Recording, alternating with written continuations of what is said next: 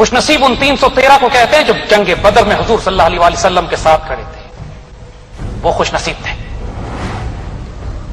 خوش نصیب وہ تھے کہ جب مسلمان فوجیں عرب سے نکل کر روم اور شام کی سلطنتوں سے ٹکراتی ہیں جا کے، پرشیا سے ٹکراتی ہیں جا کے، جن کے پاس نہ تیر تھے، نہ تلوار تھے، نہ لباس تھے، نہ سواری تھی، نہ کھانے کے اس کو سپلائز تھے، وہ رہبان باللیل فرسان بالنہار تھے، رات کے راہب تھے، دن کے شہ سوار تھے، وہ پراسرار لوگ تھے۔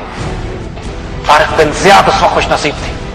یہ خوش نصیبی اس مجاہد کو دی گئی حضور صلی اللہ علیہ وسلم کی براہ راست قیادت اور نگرانی میں، روحانی قیادت میں۔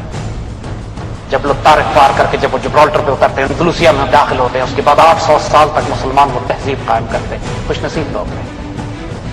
جب امت کو دوبارہ چیلنج ہوتا ہے، صلیبی فوجیں چاروں طرف سے حملے کرتی ہیں، امت مسلمہ کی وجود خطرے میں پڑ جاتا ہے، حضور براہ راست قیادت حکم فرماتے ہیں سلطان نور الدین زنگی کو کہ مدینے پہنچو، وہاں پر تو صلیبی ہمارے روضے مبارک کی بے حرمتی کرنا چاہتے ہیں۔ سلطان نور الدین زنگی ایک فوجی ایکسپیڈیشن بناتے ہیں، مدینہ پہنچتے ہیں، ان 2 صلیبیوں کو تلاش کر کے قتل کرتے ہیں، وہ خوش نصیب لوگ تھے۔ جب صلیبیوں نے بیت المقدس شریف کا قبضہ کیا، 50,000 مسلمان ایک دن میں شہید کیے گئے، مسلمان بچوں کو عمارتوں اور دیواروں کی چھتوں سے نیچے گرایا گیا، عورتوں کی بے حرمتی کی گئی، 90 سال تک قبلہ اول صلیبیوں کے قبضے میں رہا۔ امت روتی تھی، کون مجاہد آئے گا مسلمانوں کو اس عذاب سے نجات دلانے کے لیے؟ اللہ نے اس دور میں خوش نصیب پیدا کیا، سلطان صلاح الدین ایوبی۔ وہ وقت یاد کریں، سلطان ٹیپو، آؤ تمہیں سنائیں تاریخ امم کیا ہے، شمشیر الصنا والطاؤس رباب، آخر تلواروں اور تیروں سے مجاہدانہ میدان جنگ سے جو مسلمان تاریخ شروع ہوتی ہے، اس کا انجام رقص و سرور اور رباب اور ناچ گانے پہ پہنچتا ہے۔ Sultan Tipu, last stand, he makes a stand, he knows his odds against the British, none. چاروں طرف سے غداروں میں گھرے ہوئے ہیں، ایک طرف مرہٹا ہے، ایک طرف نظام حیدرآباد کی فوج ہے، ایک طرف انگریزوں نے گھیرا ہوا ہے۔ اور وہ الفاظ یاد کیجیے گا، ٹیپو سے جب کہا جاتا ہے کہ ہتھیار ڈال دیجئے، انگریز آپ کو گرفتار کر لیں گے، ہمارا شیر جواب دیتا ہے، شیر کی 1 دن کی زندگی گیدڑ کی 100 سال کی زندگی سے بہتر ہے، اور لڑتے ہوئے شہید ہو جاتا ہے۔ انگریزوں پر اتنی دہشت ہوتی ہے اس شیر کی، وہ شہید بھی ہو چکے ہوتے ہیں تو ان کی لاش کے قریب کوئی انگریز نہیں جاتا، اس کو خوش نصیب کہتے ہیں۔ پاکستان بن رہا تھا، پوری امت مسلمہ میں تاریخی چھائی جا چکی ہے، خلافت عثمانیہ ٹوٹ چکی ہے، مغل ختم ہو چکے ہیں، ہندوستان پر انگریزوں کی حکومت ہے، اور کانگریس ہندو جمہوریت اور ڈیموکریسی کے نام پر اپنی اکثریت ثابت کر کے انگریزوں کو منوا چکے ہیں تقریباً کہ تم ہندوستان چھوڑ جاؤ، ہندوستان ہمارے حوالے کرو۔ 1000 سال سے جو ہمارے غلام رہے وہ ہم پر حکومت کرنے کا خواب دیکھ رہے تھے۔ اس موقع پر اللہ نے امت پر احسان کیا، اپنا خاص تحفہ بھیجا۔ علامہ اقبال، قلندر، درویش، فقیر، ان کا فلاسفر ہونا، پولیٹیکل اینالسٹ ہونا، لائر ہونا، یہ سب نگاہوں کا پردہ ہے۔ اصل حقیقت وقت کا قلندر تھا، فقیر اور درویش۔ That is the reality of اسلام۔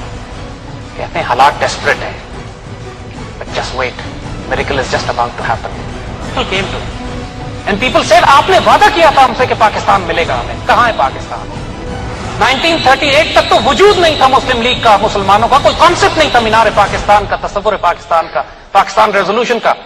آپ نے ہم سے جھوٹے وعدے کیے، ہم آپ کی امید پر اٹھ کے بیٹھ گئے تھے کہ آئندہ آنے والے وقتوں میں ایک ہوں گے مسلم حرم کی پاسبانی کے لیے، نیل کے ساحل سے لے کر تاب خاک کاشغر۔ یہ کب ہوگا، کیسے ہوگا؟ بے یقینی کی کیفیت تھی، جیسے آج ہمارے بچے مایوس ہوئے ہیں کہ یہ پاکستان عروج پہ کیسے پہنچے گا، سب کچھ کیسے ٹھیک ہوگا۔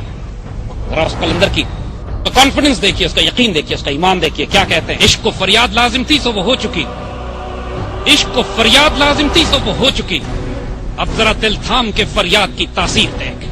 اور اب بتائیں پاکستان بنانے میں خوش نصیب لوگ کون تھے؟ وہ 50 لاکھ شہداء جو پاکستان پہنچ بھی نہیں سکے۔ دہلی سے ایک ٹرین چلتی تھی اور ایسٹ پنجاب میں پوری کی پوری کاٹ دی جاتی تھی اور لاہور صرف لاشیں پہنچتی تھی۔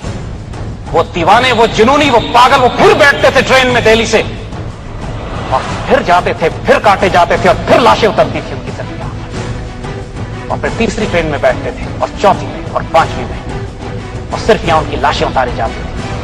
وہ خوش نصیب تھے۔ اس لیے انہوں نے یہ نہیں پوچھا اس پاکستان سے کہ اس پاکستان نے ہم کو کیا دینا ہے اور کیا دیا ہے، ان کو یہ بات سمجھ میں آ گئی تھی، یہ بات ان کو سمجھا دی گئی تھی کہ اس وقت جس نے پاکستان سے خیانت کی، جس نے اس وقت پاکستان کا ساتھ نہ دیا، دنیا اور آخرت میں تباہ و برباد کر دیا جائے گا۔ ان کو یہ بات بتا دی گئی تھی کہ آنے والے دور میں جو خوش نصیب ترین قوم ہوگی وہ اس خطہ زمین میں بسے گی. ان کو یہ بات بتا دی گئی تھی کہ آنے والے دور میں جو تقدیریں لکھی جائیں گی وہ اس قوم کی مرضی سے لکھی جائیں گی.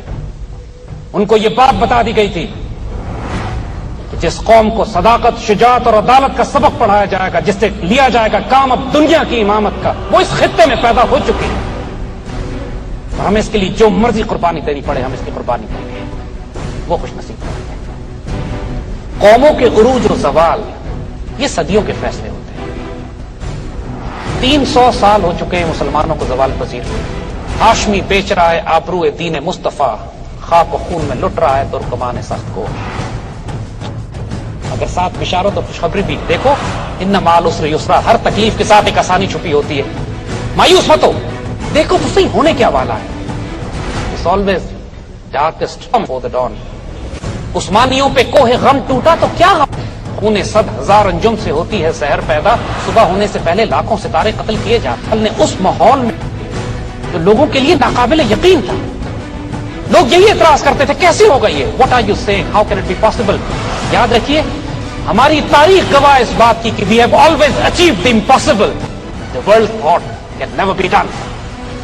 حضور صلی اللہ علیہ وسلم ہجرت فرما رہے ہیں سیدنا ابو بکر صدیق رضی اللہ تعالیٰ عنہ کے ساتھ. سراقہ ان کے پیچھے گھوڑے پر آتے ہیں ان کو گرفتار کرنے کے لیے، اور واقعہ آپ کو یاد ہے جب وہ گھوڑا ان کا گرتا ہے وہ مسلمان ہو جاتے. حضور اس وقت خوشخبری دیتے ہیں سراقہ کو، سراقہ تمہارا اس وقت کیا حال ہوگا کہ جب تم ایران کے بادشاہ کے کنگن اپنے ہاتھوں میں پہنے ہوئے ہوگے. انوائرمنٹ سوچیے. حضور ظاہری طور پر خود جان بچا کے تشریف لے جا رہے ہیں مکہ سے مدینہ، اور خوشخبری کیا فرما رہے ہیں کہ تم اپنی زندگی میں پرشین امپائر کو کیپچر کرو گے، اس کے خزانے آئیں گے، وہ خزانے تم اپنے ہاتھوں میں پہنو گے. عمر رضی اللہ تعالیٰ عنہ کے دور میں پرشیا کیپچر ہوتا ہے، کسرا کے خزانے آتے ہیں، مسجد نبوی میں ان کا ڈھیر لگایا جاتا ہے اور اس کے اوپر وہ کنگن رکھے ہوتے ہیں. حضرت عمر رضی اللہ تعالیٰ عنہ کنگن کو اٹھاتے ہیں، سراقہ کو بلاتے ہیں، ان کے ہاتھوں میں کنگن پہناتے ہیں اور کہتے ہیں رسول اللہ نے تم سے اس وقت وعدہ کیا تھا. سراقہ چیخے مار مار کے روتے ہیں، یہ وعدہ میرے رسول نے مجھ سے اس وقت کیا تھا. بچوں جو فیصلے اللہ کر دیتا ہے اللہ کی بندوں کی زبان سے وہ صرف ادا ہوتے ہیں، ان فیصلوں میں کوئی تبدیلی نہیں ہوتی. لیکن انسان خوش نصیب ہوتے ہیں جو اپنے آپ کو اس فیصلے کا حصہ بنا لیں. یہ خوش نصیب لوگ they are on the right side of history. اسی ماحول میں سیدنا ابو بکر صدیق، سیدنا عمر، سیدنا عثمان، سیدنا علی رضوان اللہ اجمعین خوش نصیب ہو گئے. ابو لہب، ابو جہل بد نصیب ہو گئے. اپنے وقت کے مزاج کو سمجھو. آج اللہ نے کچھ فیصلے کر دیے، کچھ فیصلے ہو چکے ہیں، کچھ فیصلوں نے ہونا ہے. کچھ فیصلے عمل پذیر ہو چکے ہیں، کچھ فیصلوں نے عمل پذیر ہونا ہے. یہ اللہ کا حکم اور فیصلہ تھا. Against all odds, against all impossibilities, Pakistan will be created. It was created. Alhamdulillah. 50 lakh شہداء کے سائے میں یہ ملک بنا ہے. یہ ملک اس کو چھوٹا نہیں سمجھنا. یہ پوری 1400 سال کی امت کی تاریخ لے کر اپنے ساتھ آیا ہے. اللہ اس کے رسول کا سایہ ہے اس کے اوپر. یہ پاک سرزمین، یہ کشور حسین، یہ سب ہلالی پرچم، یہ پرچم ستارہ و ہلال، رہبر ترقی و کمال. یہ ترجمان ماضی بھی ہے، شان حال اور جان استقبال بھی ہے، اور اس پر سایہ خدا ذوالجلال بھی ہے. مایوس مت ہونا کبھی. جس کو دنیا سمجھ رہی تھی کہ اب یہ پہلے 47 کے بعد پھر 71 کے بعد نہیں بچے گا، we rose to become a nuclear power.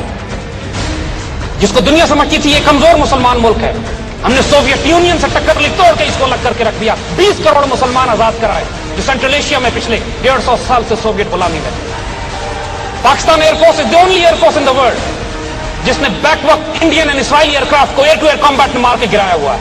They are scared of us, they terrorised of us. اور arm forces are the only arm forces in the world جو پوری مسلمان دنیا کی فورسز کو ہم تربیت دیتے ہیں اور ٹرین کرتے ہیں. We will live with dignity. Inshallah we'll die.